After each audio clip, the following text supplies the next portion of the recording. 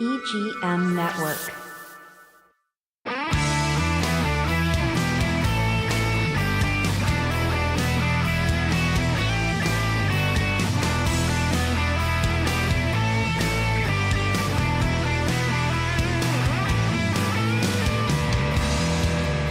Hey, welcome back to Classic Car Radio. I'm here with Todd Byron and nobody else because those guys, Mike's in New York and Steve's busy. And hey, Mike, hi, Steve.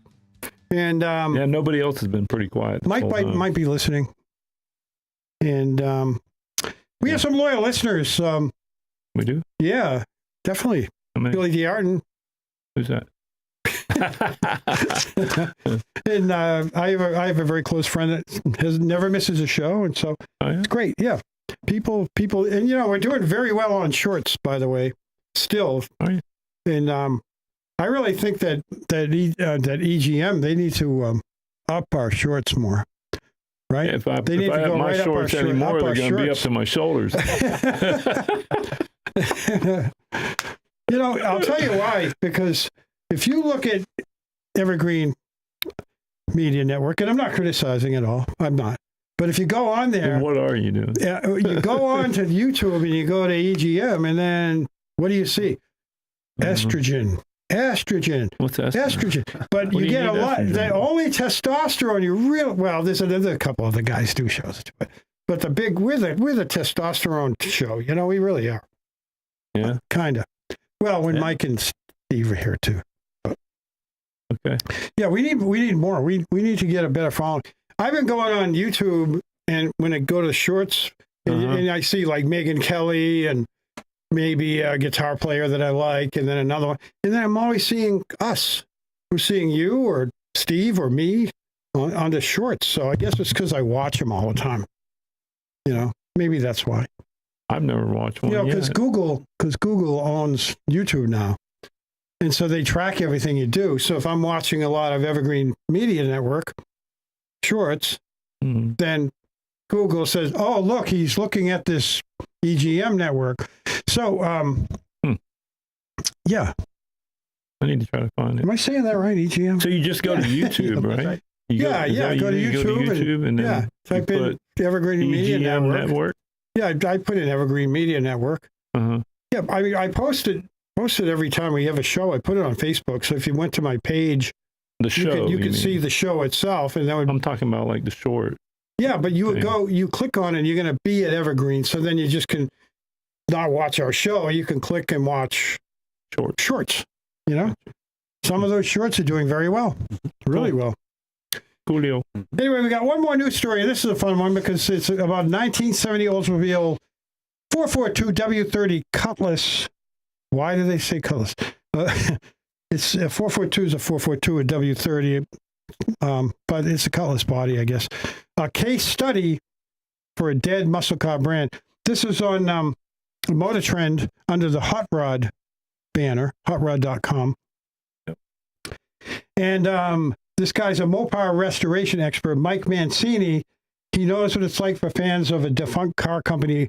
And here's how he turned back the clock on a storied Oldsmobile. This is a great story. And I'm not going to go through the whole thing, but he talks about the W-30 version of that. And I had a 442 with a 455, but it was not a W-30. But it was nice. It was a convertible. And they're nice cars. And yeah, it was a fantastic car. It's almost like it's a high-end muscle car. You know what I mean? Like high optioned, and I didn't have AC. More luxury type. Yeah, very much luxury. Great ride. Yeah. Not stiff or anything. It was almost like you could go out to dinner on a Saturday night. The only thing that would clues you in that it's a muscle car is the 455 humming out the dual exhaust in the back. Sometimes I would put the top down, in the summer, and I'm cruising, and I would just like shut the radio off and listen to that engine. Pretty much similar to the Chevelle, Really nicely tuned, though. Yeah. Yeah. Yeah, Chevelle, too. But, Oldsmobile power plant. Yeah, yeah. Anyway, the W-30 version of the car had always been kind of the pinnacle of the Oldsmobile muscle car, says Mancini. I've always been a fan of not just Chrysler, but General Motors muscle cars. From that era, and the 442 W-30 always seems like the top dog car And so when I had a chance to get one, I jumped at it. Mancini, known by many as specializing in assembly line correct OEM restorations of Mopars, has an unrelenting historical curiosity of all things from the 60s, 50s, 60s, and 70s, which extends to all things automotive and even includes related pop culture and design. So anyway, it's a great article. Once again, it's at hotrod.com, titled 1970 Oldsmobile 442 W-30 Cutlass. A case study for a dead muscle car brand. That's a long title to remember. But that's a nice car. Jesse's got it up on the I'm looking screen. At all the pictures. It's pretty nice. Yeah, it's a great car. Yeah. I sold mine because all my buddies were buying luxury style cars. All of a sudden, they got rid of them. After the gas crunch in 73, 4, they were all getting rid of the muscle cars and getting smaller engine cars like a Chevy 350. So I bought this beautiful white 74 Monte Carlo with a 350 in it, red interior with swivel buckets, and it was a joy to drive that car. That Monte Carlo was a great car. Nope, not really much power, but I mean it got on the highway okay. Yeah. Great to cruise in. They're a nice car. Very nice. So but a 74 350 is probably what?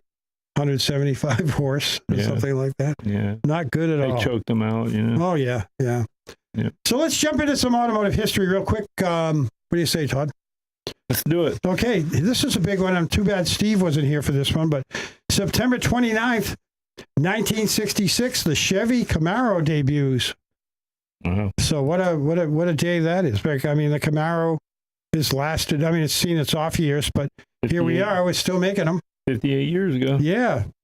So 1966, the Camaro debuts. It was a 67 model, but it was in in 66, fall of 66, they released the 67 model year.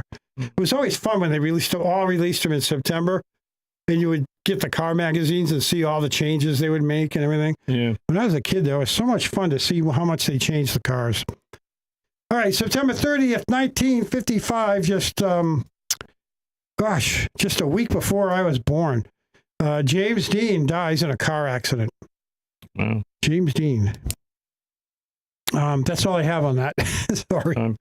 He's a movie star. Anyway, Rebel Without a Cause, that guy. Yeah. October 1st, 1908, Ford Model T production begins. Nobody had a hint they'd go on to produce 15 million Tin Lizzies, they called them, before the car was discontinued in 1927. So Ford, starting on October 1st, 1908, made 15 million Model Ts. Wow. Can you imagine that? Can you imagine? That's a lot of steel made back then. No kidding. I mean, that was, whatever they sold them for, the amount of money that they made off them. But it was relevant to what they cost today, economy-wise, So, yeah, Ford became huge. But there wasn't many people. There's more people, there'd be more millionaires today than there were, True, back then. So, that guy had the market, He did, absolutely. All right, October 2nd, 1959, when Chevrolet announced its rear-engine, air-cooled Corvair, it was 4-door only. 2 doors and wagons and convertibles came later. So that was October 2nd, 1959, the Corvair came out, rear-engine Corvair, air-cooled. What were they going after? The Bug. The Volkswagen. They were going after the Volkswagen Beetle, trying to grab that market. The Germans were moving in fast with those Beetles, and everyone loved them. And then when the hippies came along, they loved them even more. Yeah. But anyway, the convertibles came later, as did the controversy fueled by Ralph Nader in his book, Unsafe at Any Speed, and that was the killer of the Corvair. However, if you read history, automotive history, in 1965, when that came out by Ralph Nader, Chevrolet fixed all those issues. 66 Corvair had no issues. I mean, you used to have to run those 59 through 65s at like 22 pounds air pressure on the back or something, on the front, and then a little higher in the back where the engine was. But they had to lower the tire pressure because the cars were all over the road and people were getting killed. So Ralph Nader wrote that book, Unsafe at Any Speed. But the problem was that came out in 66, but the car had been fixed. Yeah. So it was perfectly safe. Yeah. So it didn't do well for the next few years, and it was killed in 1969, as I recall. So there's some automotive history for you right there. Yeah. Let's finish up history. October 3rd, 1961, Ford's UAW workers walk out for the first time since they unionized in 1941. The UAW workers staged a full company-wide strike in 1961. And finally, October 7th, I don't know why I jumped the gun to 7th. That's Monday. But anyway, the Ford Motor Company announces the implementation of a moving assembly line for the Model T production. So that was the first time, 1913, October 7th, that they began those production lines. Moving assembly line. Anyway, let's go on a break. We get back. We're just going to do some tech talk, and we will be out of here. So stick around after the commercials, and we'll do some tech talk.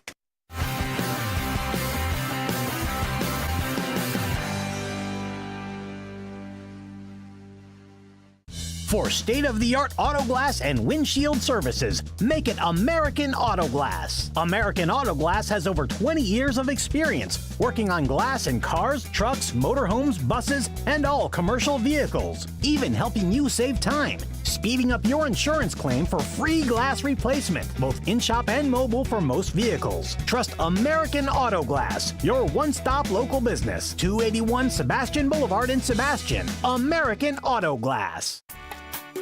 At Sunshine Furniture, our 35,000 square foot showroom is filled with the largest selection of in-stock coastal furniture on the Treasure Coast. Dining and bedroom sets, occasional tables, sofas, sleeper sofas, love seats and chairs in all the latest styles and colors from Tommy Bahama, Lexington, Hooker, Riverside, Universal, Four Seasons, Braxton Color, and Capri. We're the outdoor furniture experts and have hundreds of styles of any patio furniture you need, including a gallery of Berlin Gardens and Bollywood. We specialize in fire pits, outdoor rugs, umbrellas, and replacement cushions. Sunshine Furniture, 1295 US 1 in the Publix Plaza, Vero Beach. Family owned and operated since 1991. Don't forget to visit our outlet store directly across the street, filled with lots of name brand closeouts and sale items. Visit our website at sunshinefurniturecasual.com. Sunshine Furniture, the best in every way. Have a sunshine day. Sunshine. Enjoy Riverside Theater's Comedy Zone, where the comedy is wild, untamed, and downright hilarious. Come out this Friday and Saturday night at 6 and 8 p.m. for the Treasure Coast's best live stand-up comedy show, featuring nationally recognized comedians with cabaret-style seating and food and drink table service. Warning, you may laugh until it hurts. Kickstart your evening with live entertainment, food, and drinks at Live in the Loop. Buy tickets at riversidetheater.com and get ready for a night of non-stop laughs.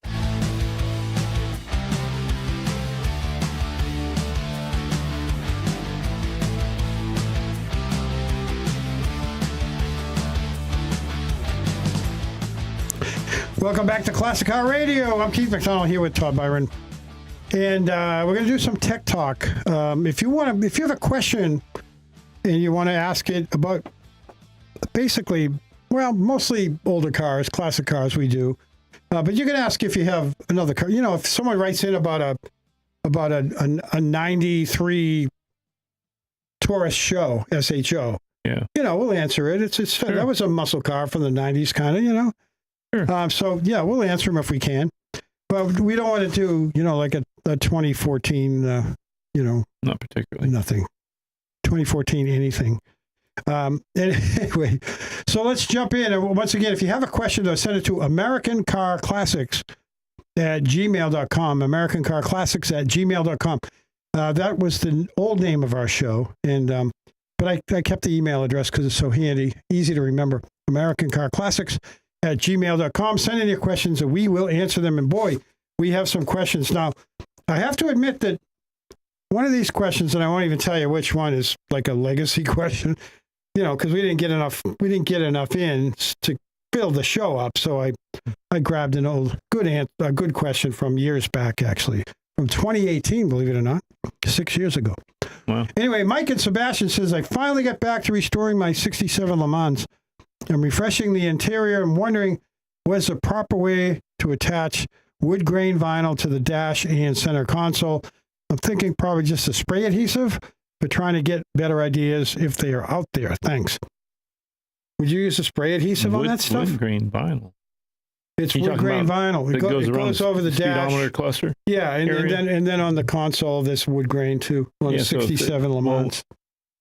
It should be sticky already. Oh, Isn't have it a like sticky a vinyl back? Yeah, it should be a sticky back. I don't know. Why would he ask if it already had a sticky back? I don't know. Because the only wood grain vinyl is going to have a sticky back. Yeah, but if it did and you put it in and you have it wrong, then you're ripping it back out again. Well, you don't put it in wrong. You only got one try, bro. Yeah, one try. But if you use the spray adhesive, you can actually put it on and move it around a little bit before it sets. So maybe he doesn't know he can peel off. But yeah, I know what you mean, though. I mean exactly what you mean. A wood grain vinyl, majority of it already comes, sticky back. Right. You just peel off whatever you're putting. Paper. You want to fit it up to everything that you're going to do, so you get an idea. Now, if that be the case, you want to make sure the surface that you're putting it on is clean. You don't have a bunch of dirt or nothing. Right. Then you can mix you up a little bit of soapy water, just like you would put a decal on a car. Yeah. And just piss a little bit of this soapy water on with a spray bottle, and then you can set it on there, get it where you want, and kind of like take a Bondo spreader and squeegee it all out. Right, squeegee all the bubbles out in water and moisture, and then the sticky will stick. Yeah. Good idea, yeah. But it's just like you would do a decal on a car, right? Exactly. Yeah. Yep. Okay. That makes sense. Mike and Sebastian, good luck with that, with your 67 Le Mans, and we hope we'll see you at some Sebastian muscle car shows in the near future. So, Ricky up in Palm Bay says, guys, I'm stuck in traffic as usual. No, I'm sorry. That's just me. That's just me. Palm Bay has so much traffic. I mean, you think Vero Beach is bad? Go to Malabar Road or Palm Bay Road. Ridiculous. Anyway, stay home. Ricky in Palm Bay. Sorry, Ricky. Guys, I'm going to install a Fast 6 turbocharger kit on my 72 Dodge Dart Slant 6. Will there be a fitment problem? I've heard they make the Slant 6 into a little monster. Have you heard of the Fast 6 turbo thing? I'd call and talk to Tim Bishop. He's a Mopar guy. Yeah. Where's he at? He lives in Vero. He's just been around. Well, this guy's up in Palm Bay. He's a big Mopar guy. Okay. I think I've seen a Fast 6 on a car somewhere. I think it was up at Malabar Fire Station, Malabar Park up there, where Kenny had shows up there. Mm-hmm. Yeah. And I think there was a Fast 6 turbocharger. I've seen one. I think the issue with those, you probably have some piping issues for your intercooler. Right. So the placement of that might be, going forward. But I'm sure you can come up with something. I mean, the Dodge Dart Slant 6, pretty wide. The Dart, the 72 Dart. Yeah. Well, they're kind of wide. You could probably fit it all in there. The engine doesn't take up a ton of room. Right, so exactly. If there's enough room in the engine bay, it's all about your intercooler. Exactly. Get you some air blowing through it. Right. Yeah. The only real issue, I looked up, the only real issue is when you install one on an early A-body, there is zero room between the engine and radiator for any sort of cooling fan.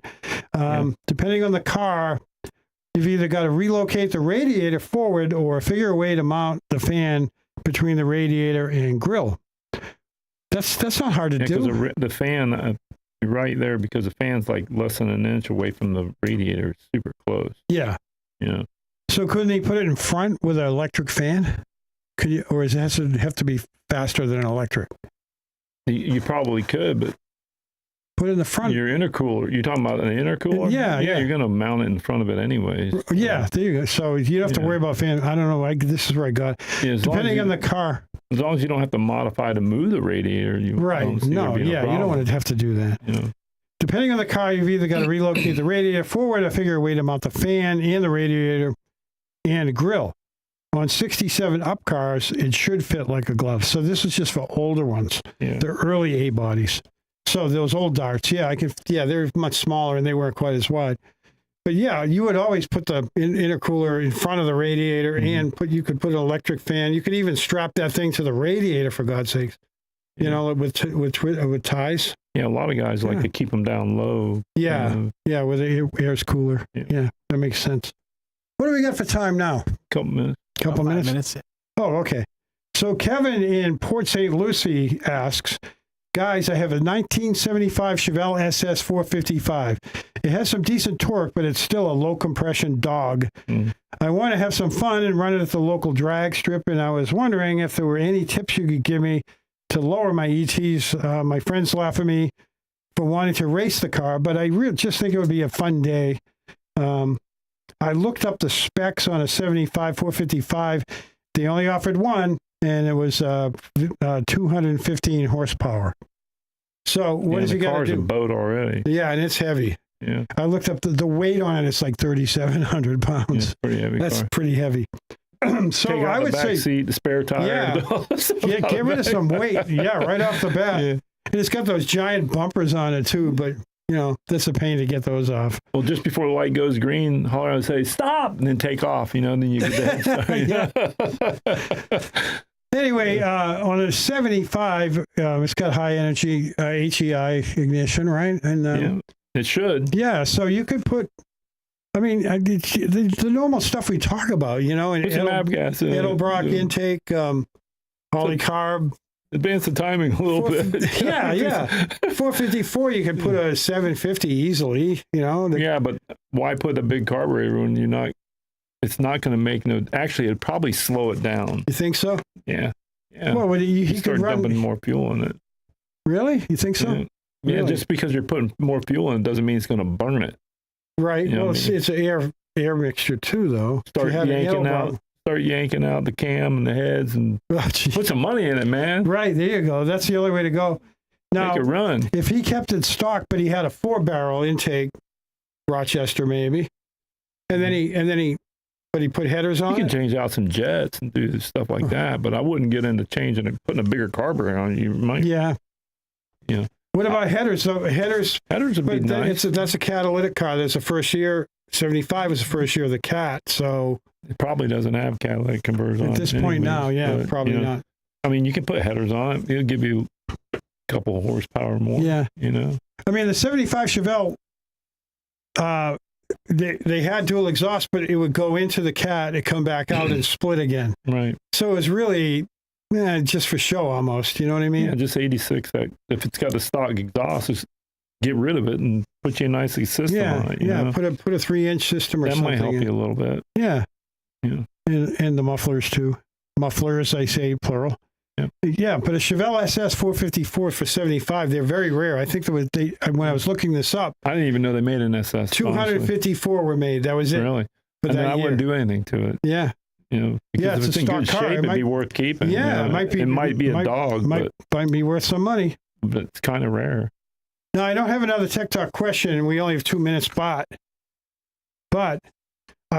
just for fun, I went to AI because because Google wants you to ask AI instead of searching. So I went to AI, and here's the answer for a 75 Chevelle 454 SS.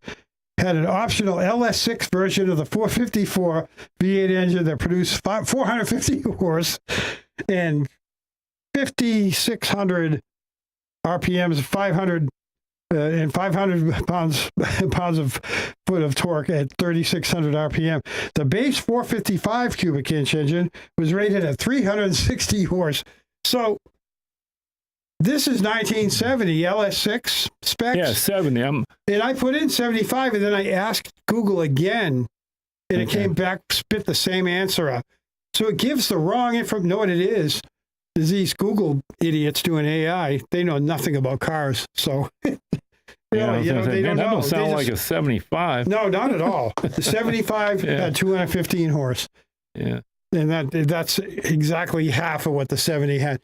So anyway, thank you very much for listening to Classic Car Radio. We are on 1370 AM and 107.9 FM, Saturdays at 2 o'clock. Always tune in and listen to it on the radio, WAXE. And we are out of here. Peace.